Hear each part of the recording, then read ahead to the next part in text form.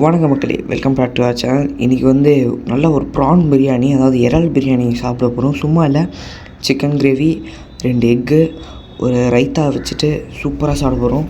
சரி வாங்க எப்படி செய்கிறதுன்னு பார்த்துருவோம். அதுக்கு வந்து ஒரு குக்கரில் ஆயில் ஊற்றிட்டு கீ வந்து ஒரு 1.5 டீஸ்பூன் ஆட் பண்ணிக்கோங்க.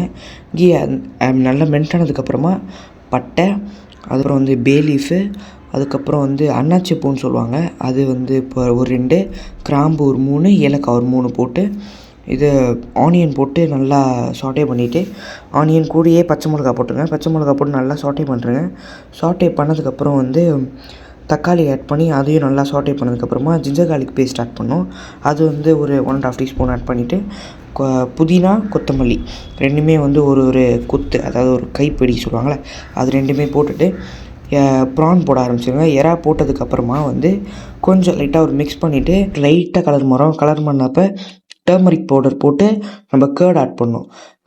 கேர்டு வந்து ஒரு 50 ml ஆட் பண்ணதுக்கப்புறமா கொஞ்சம் நல்லா அது கொதிக்க விடுங்க. கொதிக்க விட்டதுக்கப்புறம் உப்பு போட்டுட்டு அதுக்கப்புறம் நம்ம வந்து மிளகாத்தூள் போடணும், அதாவது சில்லி பவுடர் வந்து ஒரு 2.5 டீஸ்பூன் போட்டு நல்லா மிக்ஸ் பண்ணிடணும். மிக்ஸ் பண்ணதுக்கப்புறம் அதோட கலர் மாறிடும், டோட்டலாக அதோட கிரேவி கலரில் வந்துடும்.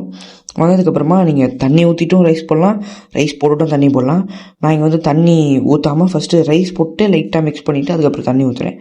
தண்ணியை ஊற்றிட்டு நம்ம வந்து குக்கரை போட்டு மூடிட்டு ஒரு 2 விசில்லேருந்து 3 விசில் அப்படி விட்டுட்டு நீங்கள் ஓப்பன் பண்ணிங்கன்னா சூப்பரான பிரியாணி ரெடி ஆகிடும். அவ்வளோதான் இந்த வீடியோ பிடிச்சிருந்தா லைக் பண்ணுங்கள், ஷேர் பண்ணுங்கள், சப்ஸ்கிரைப் பண்ணிவிட்டு இதுக்கப்புறம் வேறு என்ன வீடியோ போடலான்னு கமெண்ட் பண்ணுங்கள். பாய்.